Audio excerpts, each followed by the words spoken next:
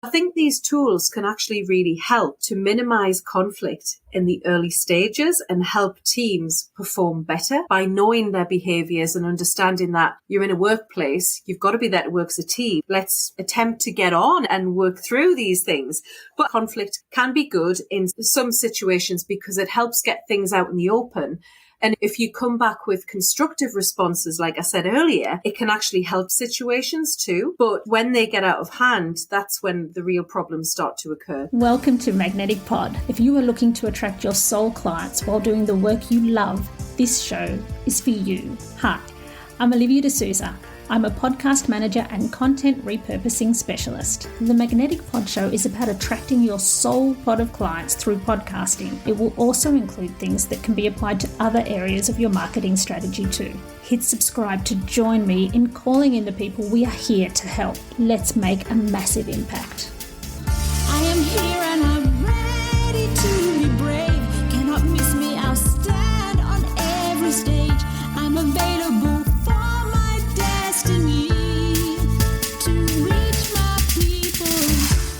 Hey friend, before we dive into today's episode, remember to hit subscribe so you don't miss any of the tips we share in Magnetic Pod on podcasting, lead generation, and business boosting ideas. And remember, if you have or you're thinking about starting a podcast, head over to my website at livymusicmedia.com/freebies. I have loads and loads of free resources and templates that will help you get started. The link is in my show notes. Now, here's your show. Hello, Vicki. Welcome. So great to have you here. So let me just introduce you quickly. Vicki is a podcasting client of mine. She is an award-winning lecturer, master trainer, a certified conflict dynamic profile practitioner with over 20 years experience in corporate, educational, training and leadership roles in the UK and Australia. She's the founder of BLM Training, a company that provides coaching, learning and development programs to help clients cut through the noise, achieve clarity and thrive in a fast-changing world. And very recently, she's also a co-author of the Momentum Mindset book with Jonathan S. Bean. So welcome. So good to see you and talk to you. Thank you so much, Livy, and thank you for having me on your show. And I'm a big fan of yours, and I know you've helped me with my podcast in getting that developed and built over the last 8 months now. It's time flies, and I am delighted. I'm going to shamelessly plug the book. This is called The Momentum Mindset with my co-author, Jonathan Bean, and I'll share a little bit of information about that later. Wow, I'm looking forward to that. I've been meaning to interview you for a while because you announced that you're certified with the conflict dynamics profile side of things. And I always find that so fascinating because it's just person-to-person relationships. So can you tell me why you decided to do that? Yeah, sure. So I've also been fascinated by people and relationships, and I've always, wherever possible and feasible, I do foster great relationships. However, conflict occurs in life. It's inevitable. So I stumbled across the conflict dynamic profile tool. It's from Eckerd College in the US. So I'd already been a master trainer in the entrepreneurial mindset profile tool. And I thought, I'm interested and curious about conflict resolution. So I became a conflict dynamic profile practitioner. I didn't realize at the time, but that really helped me deal with conflict that I was facing and how to perhaps look at ways that I can bring in some constructive behaviors and look at ways that I wouldn't necessarily be triggered by certain things, as we all are as individuals in different ways. And I'll explain more about that in a moment. But what I realized was the conflict dynamic profile tool really gives you a deep dive of how you deal with conflict, like constructive ways you deal with conflict. For example, if you have a really great score for looking at how you can create solutions and go, well, how can we fix this problem? What does that look like? And there might be ways where instead of hiding from conflict, you decide to reach out and to that person and in a faster, responsive way. There's actually 7 ways of responding to conflict. I'll not go through them all right now, but what it does do is, for example, people might delay responding to a comment that was made at work or in their life. And they might just go, you know what, I'm going to go for a walk and delay responding, or a text message that they get and just chill out for a little while and then delay responding and go back later, or maybe the next day when they've had a nice sleep and they've had a chance to reflect and think. However, there are also destructive ways of responding to conflict. And I don't know if you've ever been in a situation, Livy, where someone has responded in a way that you've gone, gosh, that's really out of order, or in a workplace or personal context. But it could be things like someone might decide to demean others or embarrass them if there's conflict that's occurred, or maybe things like wanting to retaliate. So these are destructive ways of dealing with conflict. So in summary, the constructive ways are like how you might put out a fire, whereas the destructive ways are how you flame that fire and make it burn more. So the report I love and the feedback is because you can look at ways how you positively respond to constructive conflict, but also ways that you can destructive ways to deal with it.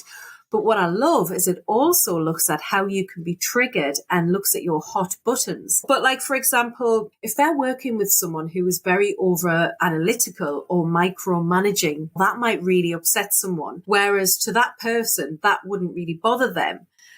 It's looking at where your hot buttons are. But for example, if someone becomes hostile or even aloof or demonstrate patterns of behavior, if you have a particular hot button in that category, it can really rub you up the wrong way or annoy you to the point where you're just like, I'm done with this. And in terms of conflict resolution in the workplace, if people are better equipped to know what their hot buttons are and their behavioral style, if they can react in a different way and adapt to the other person's style as well, if they know that, that will actually help conflict resolution situations and make it a better place to work as well. It's all fascinating. But one thing that's coming to mind for me is I rated quite well as I'm always wanting to understand the other person's point of view. But even if you're trying your best to do that, it's interesting to me that we may tend to imagine that everyone's like us. And so this report is really interesting because if something triggers you and so you're getting worked up and annoyed about it, you probably assume that that other person would get triggered by that sort of thing, that everyone's the same, that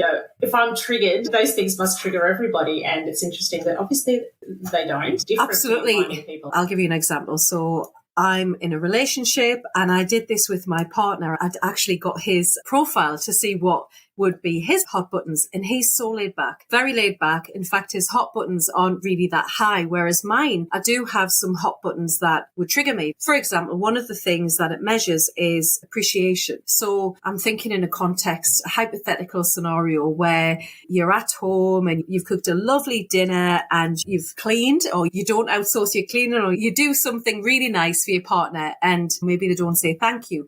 That sort of thing would probably annoy me a little bit, not straight away, but it would get to me. Or if I was working with a client and I was going the extra mile and doing some great work, and it was just a given that it was always expected to have some feedback. But I know that I recognize that that would be one of my hot buttons. So I don't expect a thank you. I just know that that would be my trigger and hot button. And I know we've talked about one of the things that would be a hot button for you is around being micromanaged. And I guess that's why you work for yourself now and you have clients. But if you were working with someone who was consistently micromanaging you, it would probably be a hot button and a trigger for you. Well, I think the first step to anything in life is to understand yourself. So I think that's really insightful. And also, if you do this training, you get to understand that other people are different.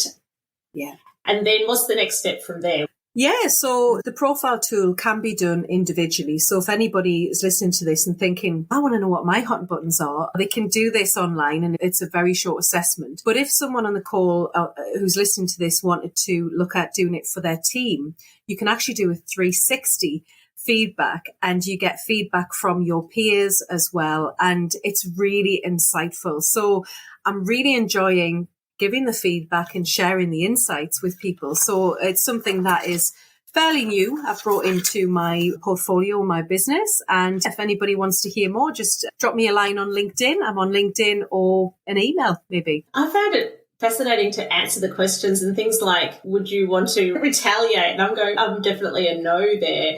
And people actually go, yes, for that. So it just shows you how different people are. Yeah. And you wouldn't believe, because you just don't know. I've worked with people for the past 20 years working in lecturing, working in corporate roles, and then I've met lots of people with various different hot buttons, but it's working out getting the job done, but also if you're working in a large team or small team even, as enjoying the process and being there to support each other as well and not triggering each other. It's hard enough going out and working in a team. There's nothing worse than having conflict in teams, like really bad conflict. And I've seen it.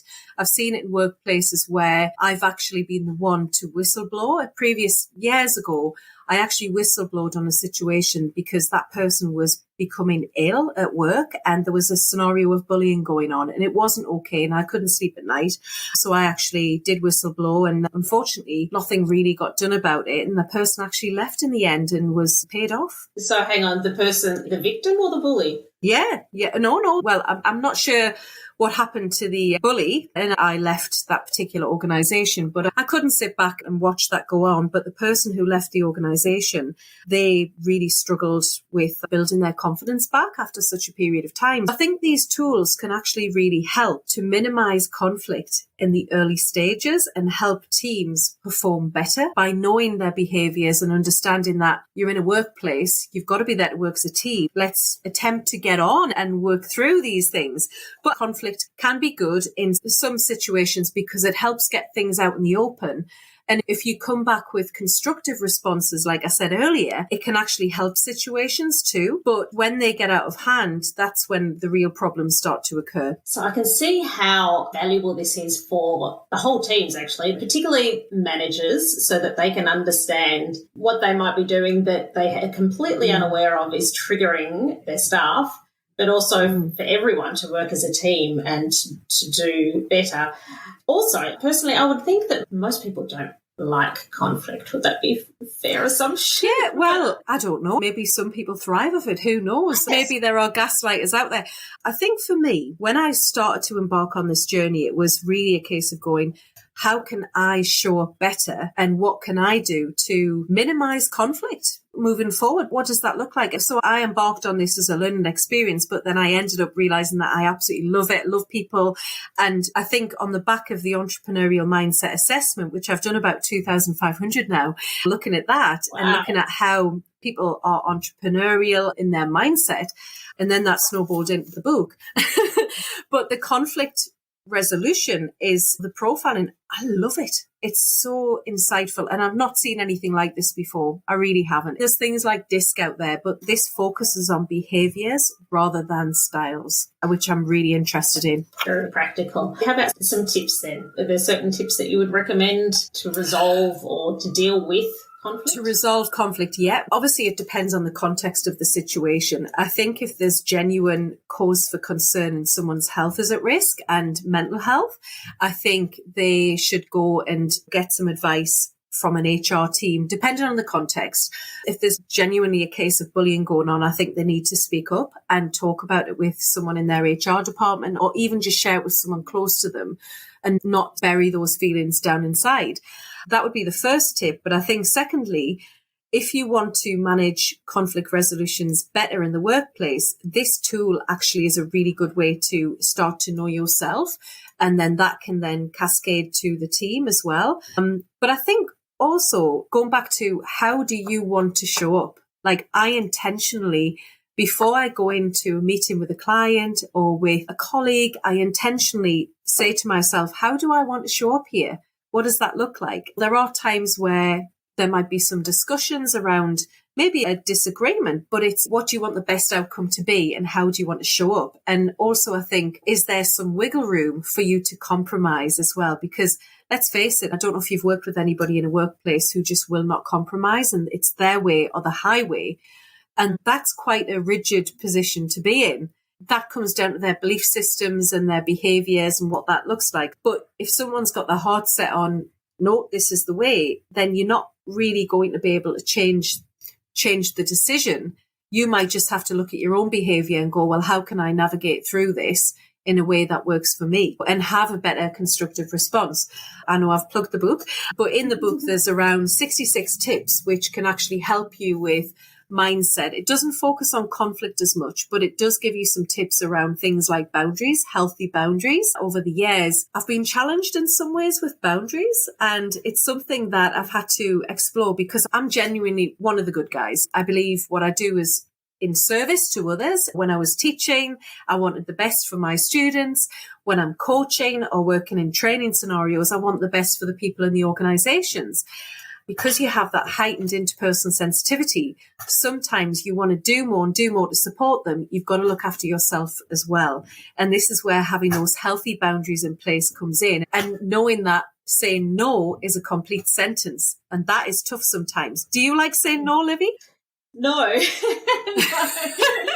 No, not really. No, and I couldn't possibly be guilty of overthinking and tying myself into knots about how to say certain things if they feel uncomfortable. So I think that would be something I would like to have the tools for. So, okay, speaking of the book, let's talk a bit more about the book. So tell me, what led you to write it with Jonathan Bean? How did it all come about? And tell me more. So back in October 2021, I was going through a period of my life where I had a successful business in Australia and it was scaling. And I also had a DJ business. So I was a DJ back in Perth, and those who know me, I went by DJ Vixen and did that for a while and loved it.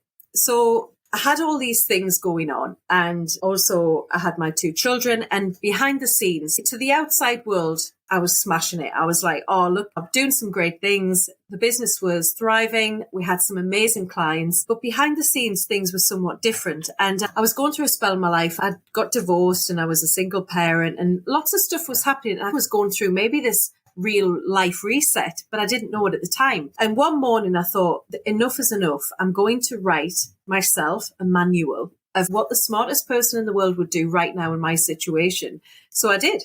So I sat down with a piece of paper and a pen, and I've still got the notes, and I started writing all the things that I helped coaching clients with as well, and started to just write down all these life hacks and things that would help me. And I thought, right, I've got to put this into practice. So it started off like that, and then it just evolved from there. So it went from me being how to overcome your inertia, your own inertia, and achieve an incredible life. So I was going through my own inertia at the time. And then one day in January, I was living in Perth full time at the time, and my father was very ill in the UK. And I was going through some conflict myself. One day I just thought, enough's enough. I'm going to get a plane back to the UK and go and see my family. I need to be around and be nurtured by my family, and I want to go and see my mum and dad and be there. So off I went.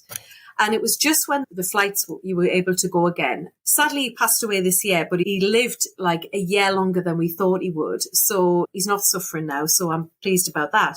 I started to still continue writing, but it was a period of my life where I decided to exit my previous business. So I had this like big life reset. And then bizarrely, I met a friend of mine who I've known for 12 years, Will, and he became my partner, and he's got a global business, and we met years ago, fell in love, and that was it.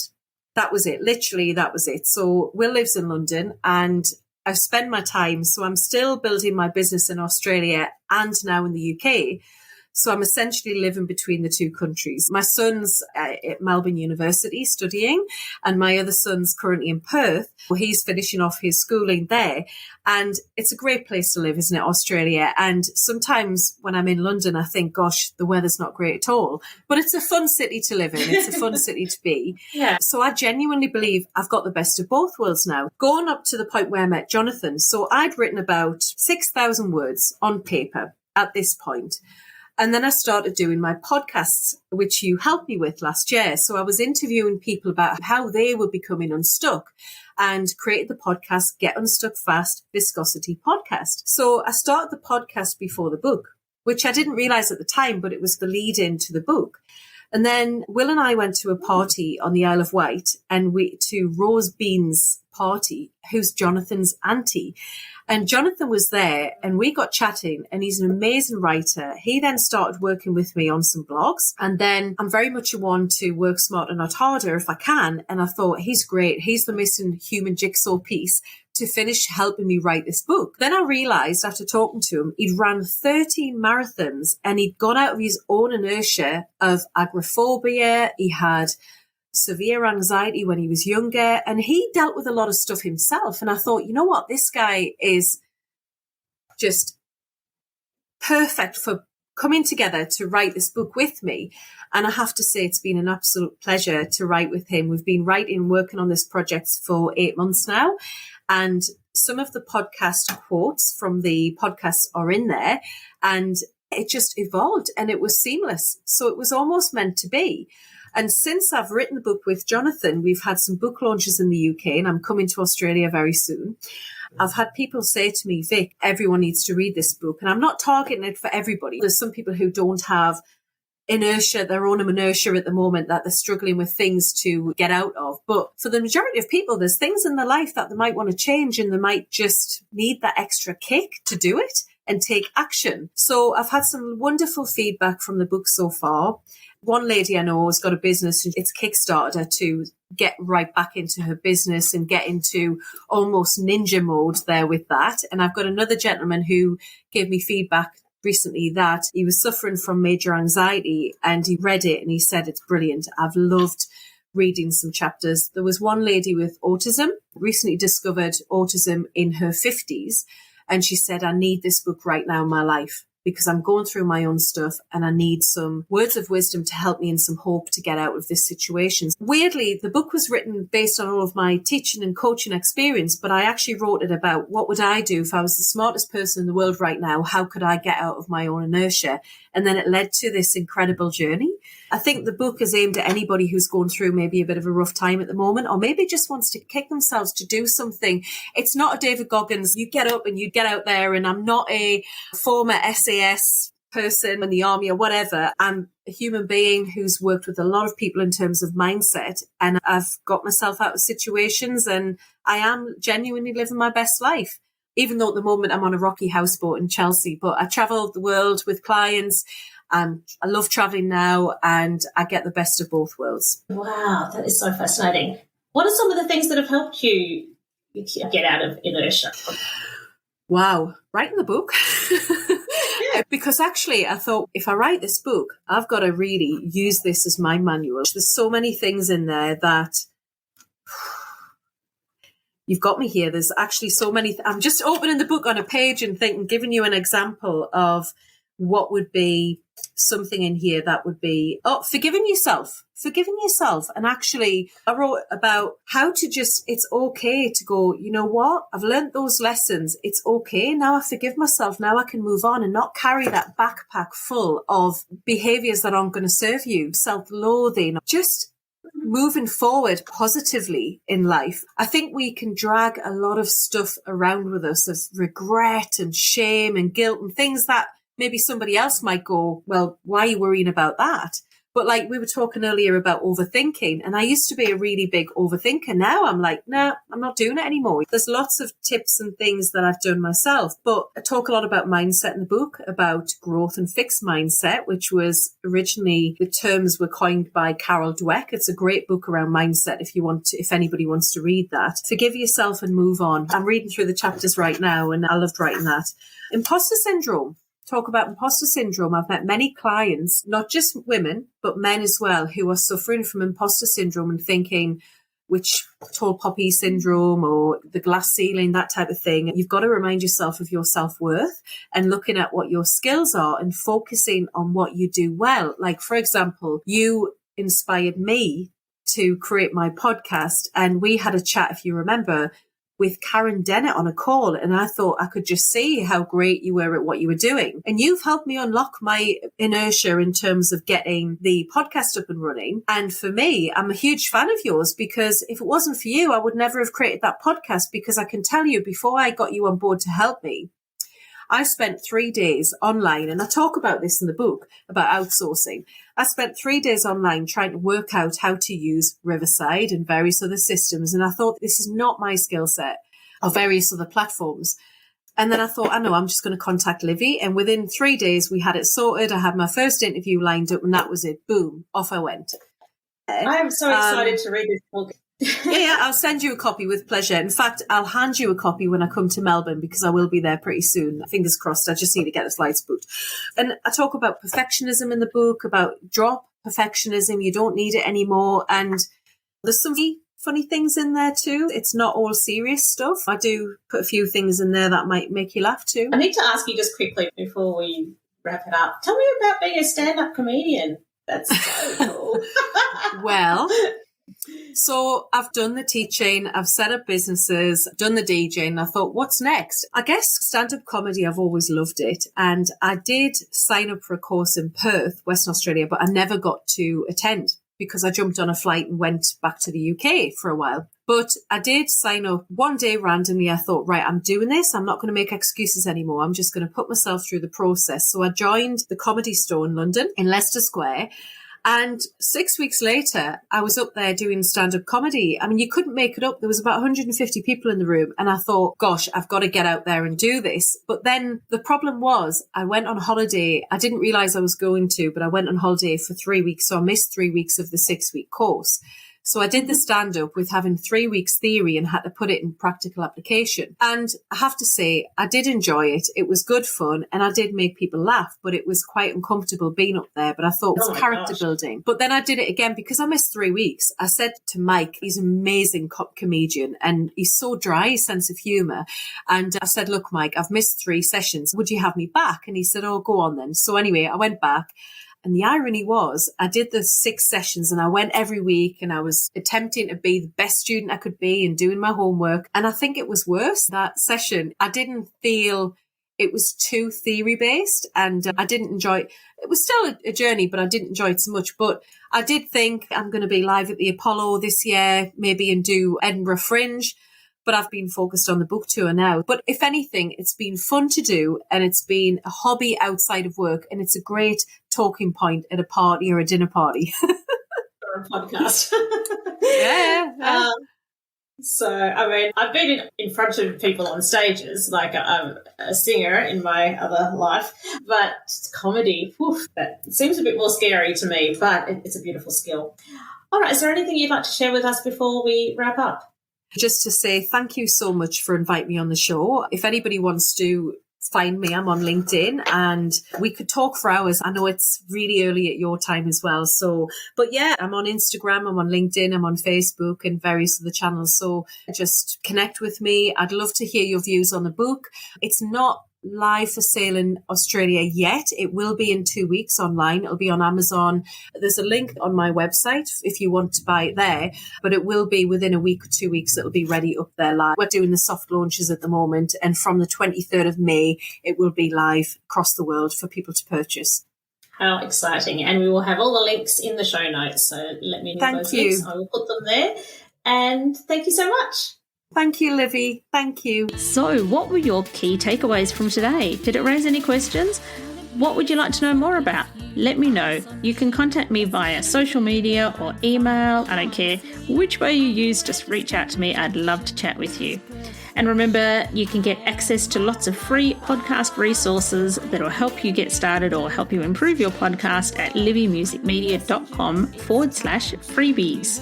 Hit subscribe because I want to see you again. But for now, go forth, be the awesome person you are, live the life you want to live, and have fun. You've got this. See you next time. Show them who I be, unavoidable everywhere you see me. Reach my people, claim my power. There's no hierarchy. It is me and the universe, baby. Rock solid and so ready to reach my people.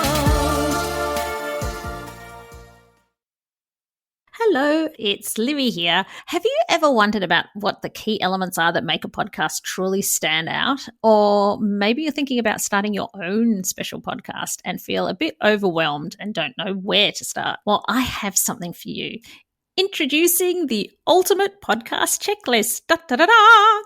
It's a step-by-step guide that covers everything from the initial brainstorming to advanced growth strategies. It's the perfect companion for both new and seasoned podcasters. And the best part, it's absolutely free. Da, da, da, da. To grab your copy, simply head to the show notes of this episode and you will find a direct link there, and then away you go. Remember, every podcast started with that initial spark and the right resource, so let the Ultimate Podcasting Checklist be yours.